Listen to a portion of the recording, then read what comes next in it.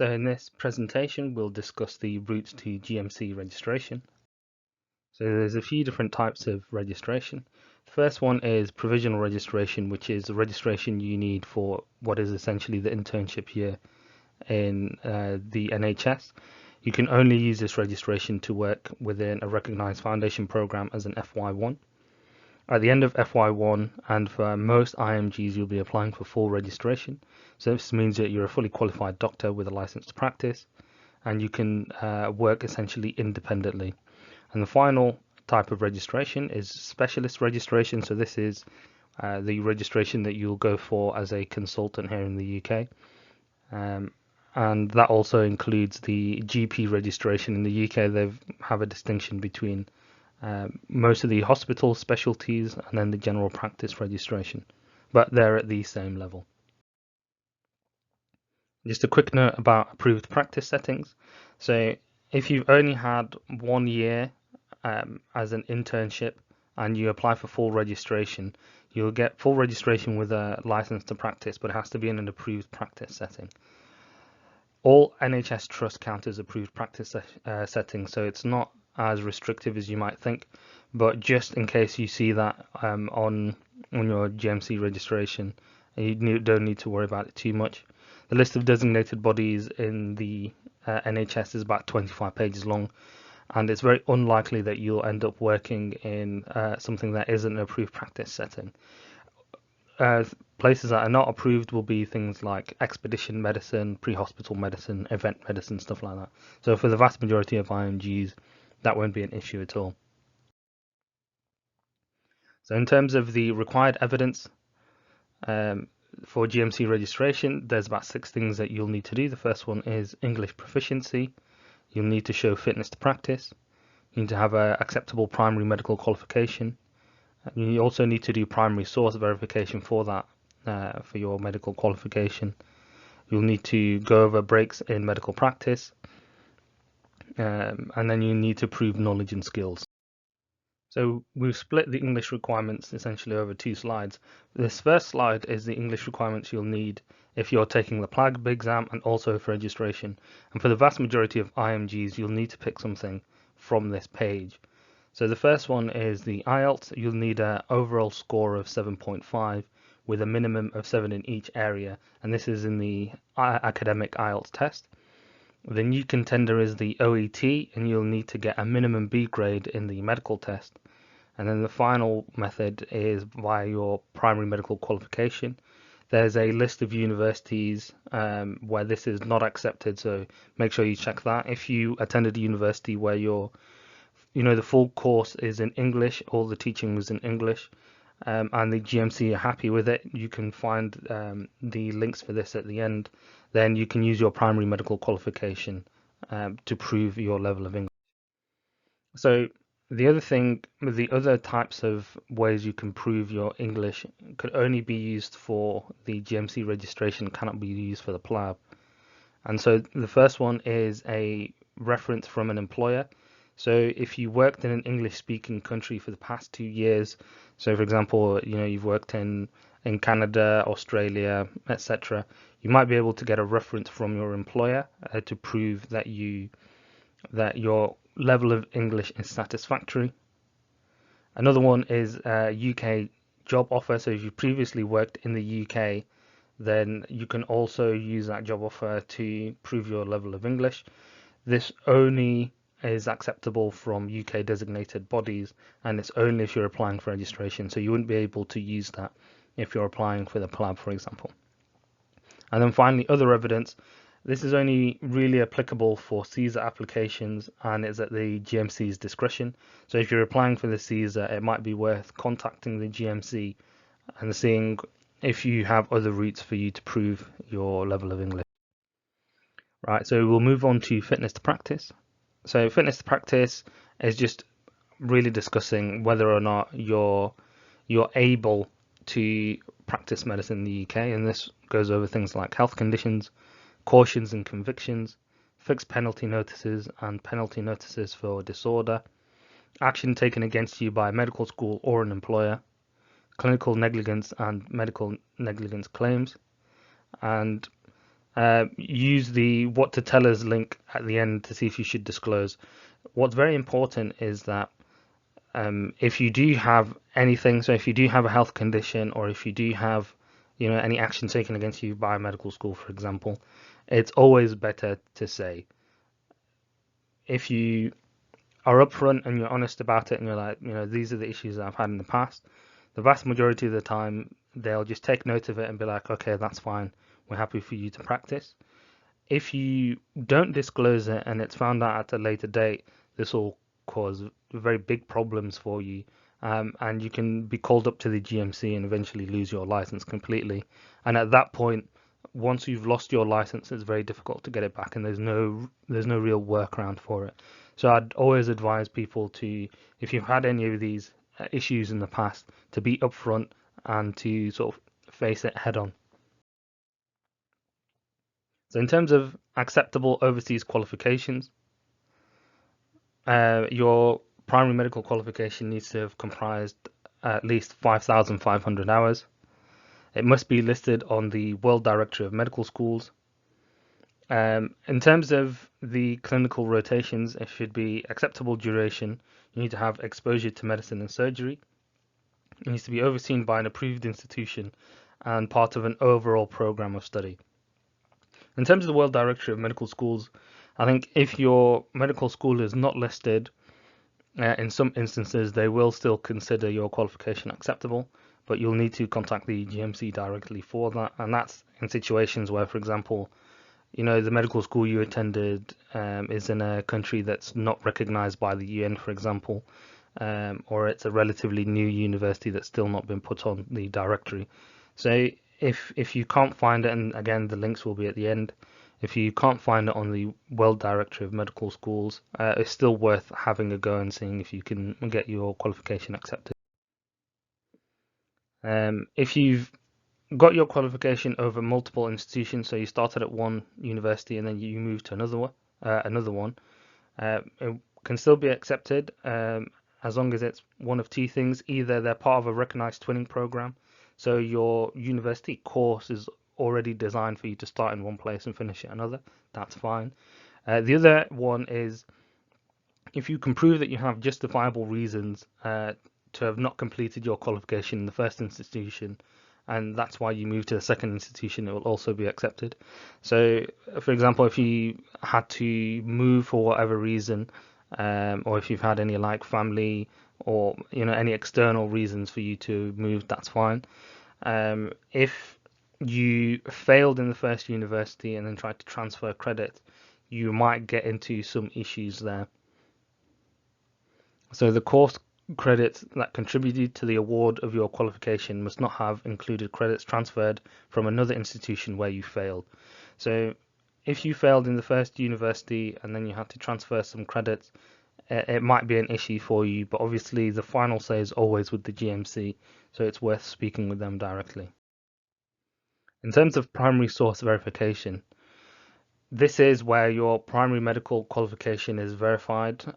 What you'll need to do is, for people who've qualified at a medical school outside of the UK or the EU or Switzerland, or a national of a country outside the UK, EU or Switzerland who graduated from medical schools outside the UK, if you fit that description, you'll need to do a primary source verification.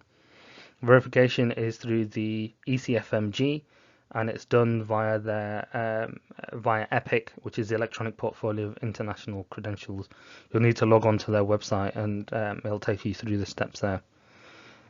But just remember, you'll need to get your GMC online account first, and then get verified by EPIC.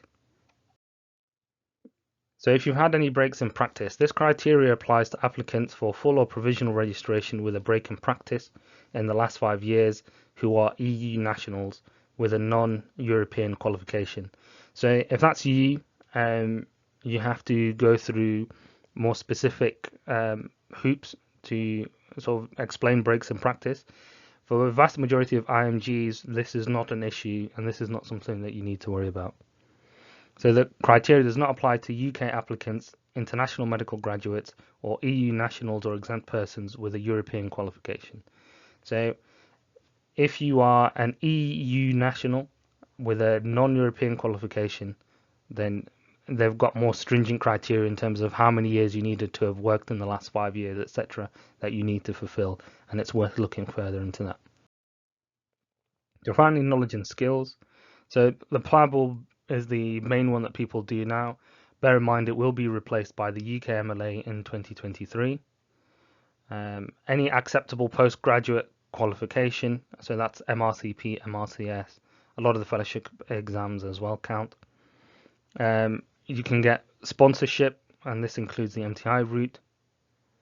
And then finally, specialist registration. So these are the routes that you can prove that you have sufficient knowledge and skills for GMC registration.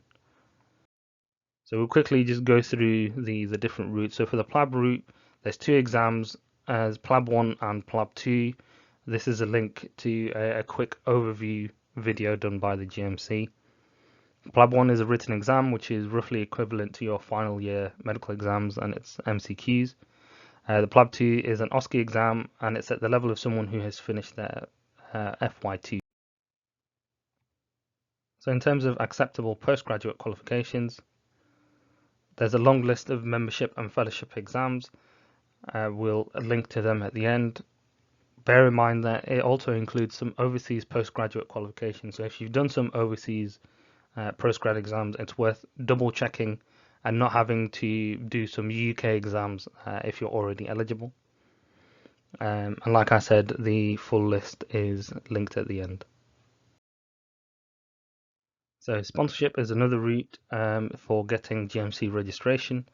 Just before we get into the sponsorship itself, all sponsorships you'll need to prove your level of English via the IELTS or OET exam, and then you must also be engaged in clinical medicine for 3 of the last 5 years. You also need to meet sponsor requirements. So depending on who the sponsor is, they'll have their own specific requirements. So if you're getting sponsored by the Royal College of Surgeons, it'll be different than, for example, the Royal College of Pediatrics. After you've met all the criteria and you've been accepted, you'll receive a certificate of sponsorship, which you can use then to apply for GMC registration. And we'll link a full list of the sponsors at the end of this presentation. So another form of sponsorship is the MTI, which is a very specific form of sponsorship, and it's run by the Royal Colleges, and it's designed to train doctors in the NHS for 2 years, after which they return. And you'll come on a Tier 5 visa, and what's important to note about this is that it does not count towards your indefinite leave to remain. So if your plan is to just come to the UK for 2 years and then leave, MTI route is in many ways perfect for that.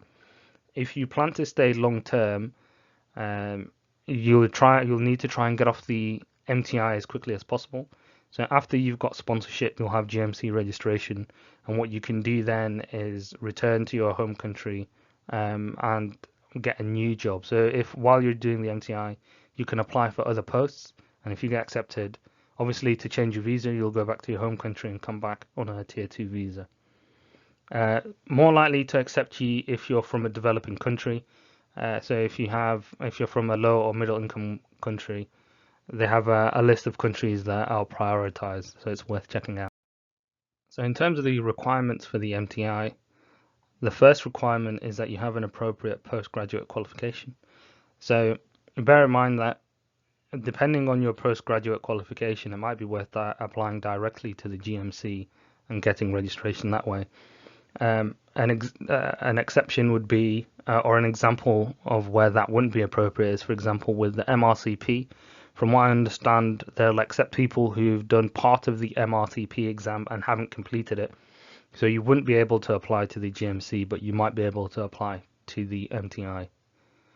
So for example, Part 1 college exam or equivalent to UK version, and you need to check with your relevant Royal College. You need to have 3 years minimum postgraduate experience, and that goes up to 4 for the Royal College of Obstetrics and Gynecology. You need to have at least 1 year of internship and then 1 or more years in your specialty that you're applying for. You'll need to have IELTS or OET test pass, a score of at least 7 in each, and 7.5 in IELTS or a grade B in the OET test, like we said before. You also need to have references from supervising consultants and fellows and or fellows of the Royal College. You need to have lived overseas at the time of your application, and you need to be willing to go back to your home country following training in the UK. So these are the requirements for the MTI. The applications are very specific to each of the colleges, so depending on which specialty or MTI program that you're looking for, the route will be slightly different in terms of who you contact. So the final one is specialist registration. So this is for specialists and GPs, essentially consultants. You must prove evidence you are at a specialist level. And this will be in the form of a CSER or CEGPR application. And there's a new curricula that's been updated for these in terms of the specialist and GP registration, the levels that you need to be at, and the curricula that you need to meet for these applications. And you can go there on the following link. Right, so find your route. There's a helpful online tool on the GMC website, and this is the link here. If you go on this link, it'll ask you a series of questions, and based on your answers, it'll tell you the most appropriate route that you can use. So, for example, if you're clicking through and then you answer, I have a appropriate postgraduate qualification, it'll tell you that. If you don't, for example, it suggests, maybe the PLAB, or if, whatever it is specific to your situation. It's a very handy tool to start off with, just to get an idea of what would be a good route for you to take to get GMC registration. So in terms of how you apply, the first thing you do is you check you're eligible, and you complete an online application for that. You pay the fee, and then you provide the required evidence, and if they require any more evidence from you, they'll contact you back again, and you'll need to provide that evidence. And then finally, you'll need to do an identity check where you bring stuff like your passport and some more of your evidence, and they see you face to face essentially. In terms of how to contact the GMC, these are two email addresses that you can use: gmc@gmc-uk.org and img@gmc-uk.org. These are quite handy, so ping off any questions that you have directly to the GMC. And here the references that we discussed earlier. We'll have these linked in a separate document as well for ease of use. Okay, thank you for listening, and we'll see you in the next one.